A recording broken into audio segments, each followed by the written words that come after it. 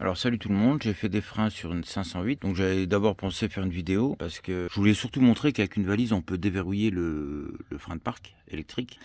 Mais en fait, ma valise, elle n'avait pas voulu le faire en fait. Donc je l'avais fait manuellement. Et pour sécuriser le principe en fait, parce que manuellement il faut manipuler le bouton qui se trouve là. Donc il faut tirer dessus. À un moment donné, il marque frein de parc serré. Donc là on rappuie et il marque frein de parc desserré. Mais à tout moment, il suffit d'ouvrir la porte ou de mettre le contact ou n'importe quoi, il se resserre. Et si à ce moment-là on est en train de faire les freins, et ça resserre le câble sans qu'il y ait la pression du frein quoi.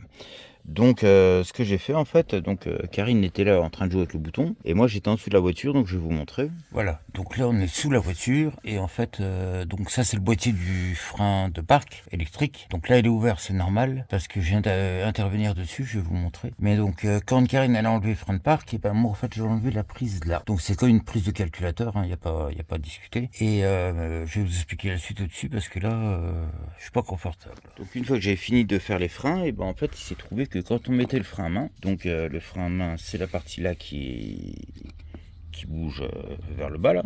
Donc là elle est tirée, là il y a le câble, enfin la gaine, et là ça tire.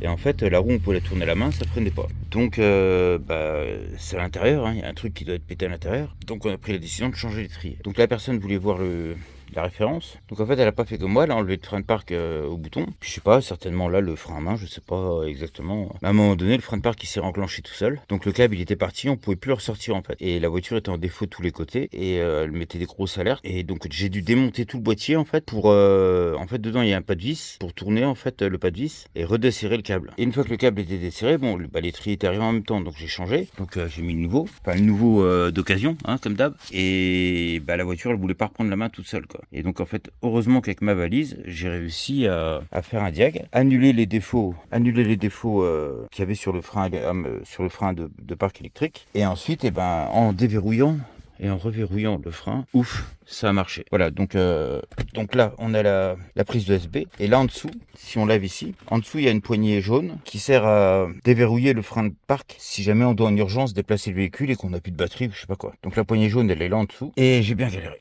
Donc là, avant de refermer en fait le boîtier du frein de parc, je voulais d'abord essayer, voir si ça marche ou pas. C'est rien de tout remonter puis que ça marche pas. Donc là maintenant, je remets un peu de colle en fait sur le tour, tout le tour du boîtier. Là. Je referme ça, je remonte les différentes pattes qui le tiennent, je refixe les câbles correctement et puis voilà, ce sera fini. Donc je vous mets certainement là la suite, quelques rushs de ce que j'avais fait auparavant. Et puis voilà, à plus, ciao. Salut tout le monde, alors aujourd'hui je fais les freins arrière d'une 508. Alors des freins, c'est assez classique à faire. Mais là il y a une petite particularité, c'est qu'il y a le frein à main électrique. Donc je vais vous montrer comment qu'avec ma valise, j'enlève le frein à main électrique. Voilà, là il est encore un peu tôt, il est 7h du matin, donc je peux pas faire de bruit.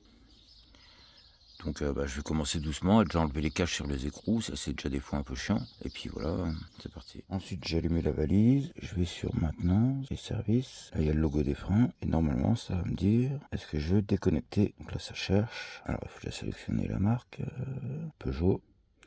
Mettre le contact. Ah, et contact est mis. Ok, recherche automatique, sélection manuelle. Non, je vais faire automatique. Bon, je crois que le contact n'est pas resté. Non, bon, la clé est trop loin, faut que j'aille la rechercher. Alors est-ce que le moteur qui tourne ça va trouver le VIN parce que là sinon elle se mettait en économie d'énergie et du coup ça marche pas. Donc là on va bien voir. Bah non.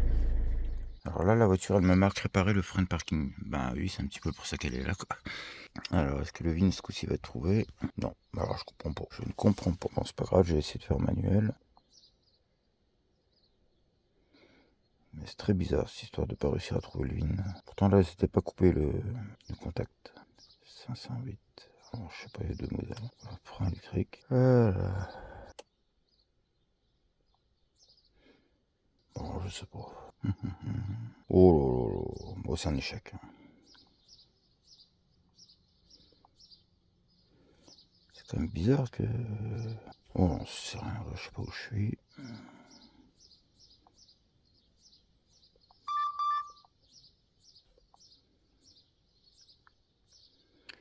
Bon, là, je ne comprends pas ce qui se passe. Je l'ai déjà fait, ça marchait bien. Là, c'est une plus récente, ça devrait encore mieux marcher. Ça marche pas. Mettre le contact, oui. Allez, recherche automatique, oui. Il devrait le trouver, le VIN, c'est impossible qu'il le trouve pas sur une voiture récente comme ça. C'est quand même bizarre ça. Parce que là, le contact s'est pas coupé. Normalement, ça devrait être bon. Ah, je le sens pas là. Eh ben. Bon, bah, je vais essayer de le mettre en manuel.